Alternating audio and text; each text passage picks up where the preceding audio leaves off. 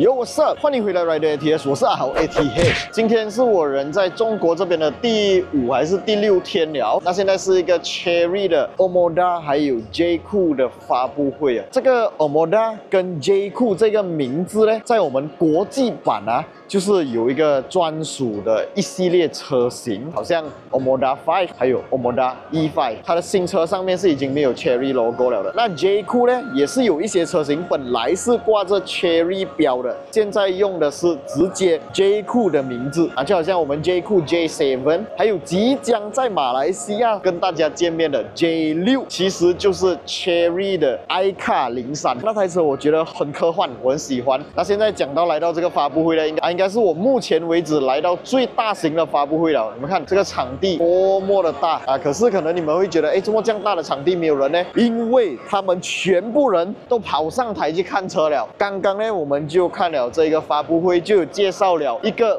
完全被人墙顶着，你们现在想要看也看不到的 Omoda 7， 它是一个 PHEV 车款。还有一个就是 J.Cool 的 J8 PHEV。J.Cool 的 J8 之前我们都有跟大家介绍过了啦，都有看过那台车的整个外观还有 Interior， 错过的朋友可以点击影片右上角过去看一下。那今天呢，我们重点来讲的不是 J8， 因为 J8 拍过了嘛，我们重点来讲 Omoda 这一个系列的 Omoda 7。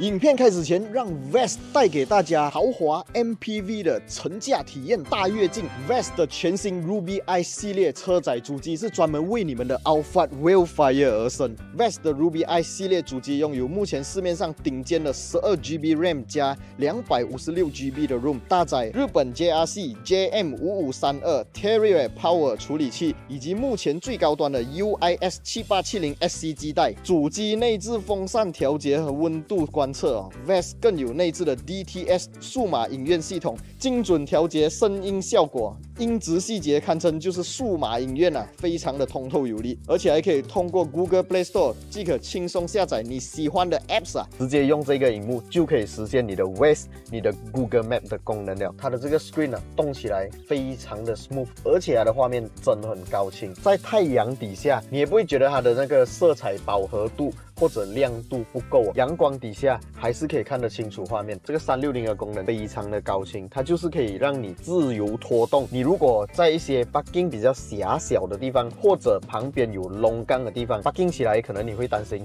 会不会掉进龙沟啊，会不会撞到旁边的垃圾桶，你就可以通过这个360全景鸟览图画面，你就可以看到旁边有没有障碍物或者有没有龙沟洞了啦。而且还有3种酷炫主题，智能切换白天黑夜模式，还有自动检测车门状态的系统功能。VEST 的 Ruby I 系列车载主机，让你们的乘驾体验更上一层楼。这样好看的产品，大家千万不要错过了。OK， 首先我要跟大家讲，非常抱歉的就是啊，这台车现在有超级无敌多人在看。我如果走靠近的话，会有音响的干扰，还有收音的干扰，还有就是太多人挤在前面，我可能什么都看不到，什么也拍不到。所以大家凑合着看啊，我就用 POV 的方式来拍给大家看。现在大家看到的是一个 Engine Bay， 这台车是一个1500cc 涡轮增压引擎，除了这个汽油传输动力以外还有这个看到吗？很明显有这个橙色的 wire 就是 Hybrid 系统啊。这一台车是一个 PHEV 车型，然后我们在它的前脸位置可以看到，现在是一个全新的家族式设计前脸哦。整个车头的 design 看起来其实是很像 EV 车款的但是其实它是一个 PHEV， 不排除过后它会像 Omoda 5一样会有一个 E5 版本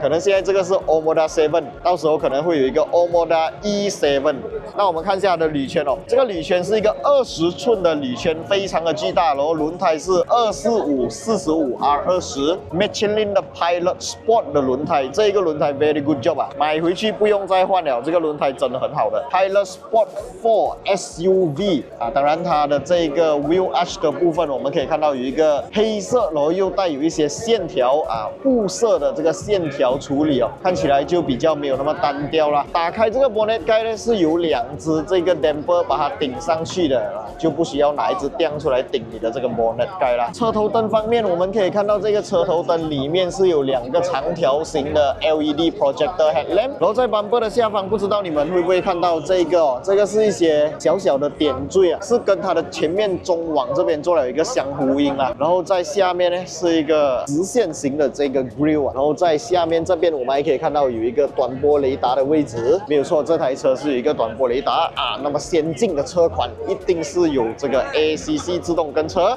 AEB 自动刹停啊，这个 Lane Keep Assist 等等的功能都有具备，所以我们可以在大镜上面看到这里有几颗镜头啊，还有一些感应装置的 sensor。我们再来看一下这个下方这边哦，有2颗镜头哎，这个2颗镜头应该是为了做到更加精准的侦测，当然也包括了它的540度的全景环绕影像功能啊。这台车的360功能呢，是可以把整台车变隐形的啊，也就是讲你在做 reverse 啊，还是你在做 parking 的时候，你是可以调节成一个整台车隐形的模式。当然，我们还可以看到，因为它是一个 SUV 车型嘛，所以车顶部分呢是有这个置物架啦，还有黑色的车顶，上面是有隐藏着很大片的这个天窗啊。然后在 interior 方面呢，我们现在是看到不是很明显，但是刚才在发布会的时候就有讲解到，这个 interior 呢是参考了这个电竞椅啊，所以这个椅子是一个皮革以电竞椅子为设计灵感的这一种前座椅子。那后座等一下我们去看一下。然后这台车的门把手呢，没有设计成那种很 fancy 的 design 啊，它还是一个比较普通的设计，就是这样子往外拉而已啊，它不是那种会自动伸缩的。好，看完整个车的车头还有车侧，我们现在来看这辆车的车尾部分哦。这台车的车尾呢，我们可以看到在车身侧面哦，有一个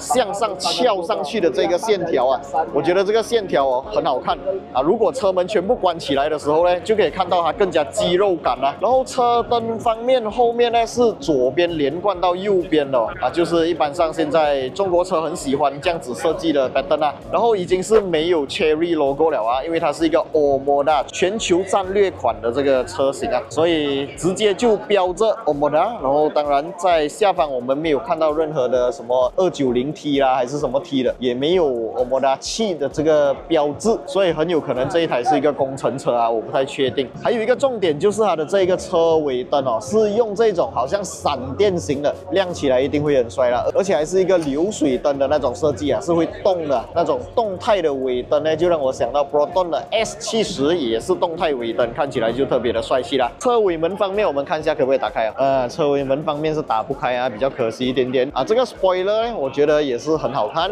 比较 simple， 我喜欢这样子 simple 的 spoiler， 不需要一大堆洞啦。这个 spoiler 看起来就比较成熟稳重一点点。然后我们再来把这个画面移过来旁边啊，可以看到这个 bumper 的位置啊，有一个这个折线啊，我很喜欢这个折线，看起来就没有那么单调，没有那么空啊。OK， 这个地方我们看一下，打不开啊，这个应该是要在里面打开来，因为这个是一个 PHEV 车型嘛，所以应该是充电孔或者打油孔之类的。当然这个盖子在另外一边也是有的啊，这个是充电的，因为它是 PHEV 嘛，所以这里是用来充电，刚刚另外一边是用来打油的。这一台车的油耗表现啊也是很够力啊，4.98 liter 就可以走100公里了。4.98 liter 是什么概念呢？就是每公里大概是1毛钱啦。如果以我们现在每公里2块05分的 RON 95来算的话啊，只需要1毛钱你就可以走1公里，也就是讲100公里大概是10块钱。那这辆车的续航里程呢，刚刚就有讲到是可以长达1200公里啊，1200公里的续航里程真的不是开玩笑，你可以从新加坡驾到泰国去了啊。那这个后座方面我们可以看到有这个冷气出风口啦，然后在这边呢我们可以看到也是一样的这个 headrest 也是好像不能调整，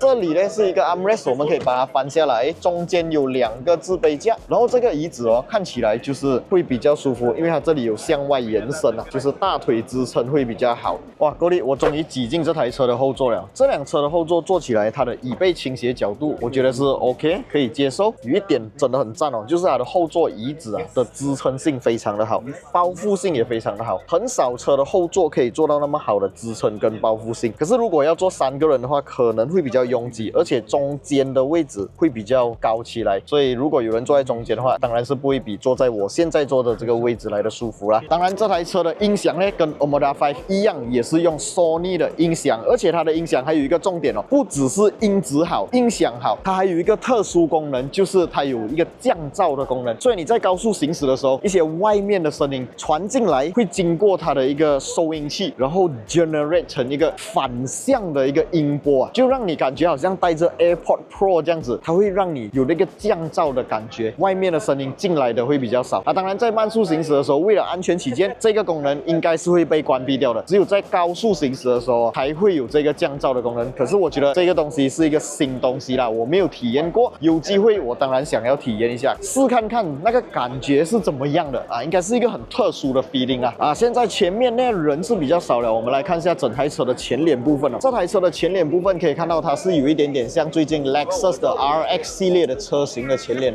整个车灯非常的锐利，很 sharp 啊，尤其是在中网的位置呢，它就是一些比较科幻的元素，然后又不会像 Omoda 5这样子啦，让它整个看起来太过于科幻。这个可能是因为已经是有其他厂商品牌在做这样子的设计了，所以那个接受度已经大大增加。然后这个 Omoda 现在用上这一种设计来设计这一个全新的家族式前脸呢，我觉得看起来真的很帅，而且接受度也变得非常的高啊。当然今天这一个影片会比较混乱一点点啊，希望大家可以多多包涵，因为真的太多人了，你们可以看到那个画面，非常多的人挤在一辆车那边，我根本没有什么机会混进去里面拍摄啦。所以今天的这个讲解大概就是这样子带过，给大家知道它有什么特别，它用什么引擎，它是什么动力传输，然后它有多么好的油耗，还有音响，还有乘坐体验。接下来我们在马来西亚将会发布这台车，这辆车在马来西亚发布的时候，价钱讲真的现在很难猜得到，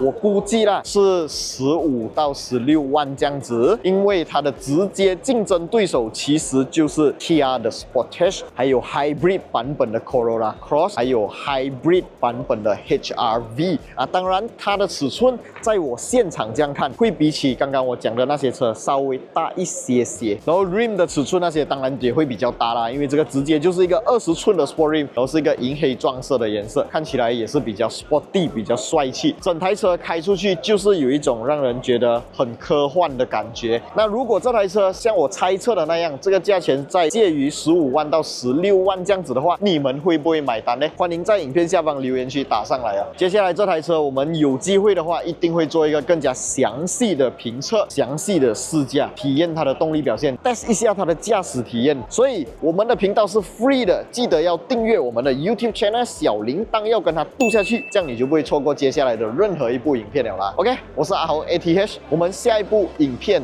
再见啦 ，Goodbye。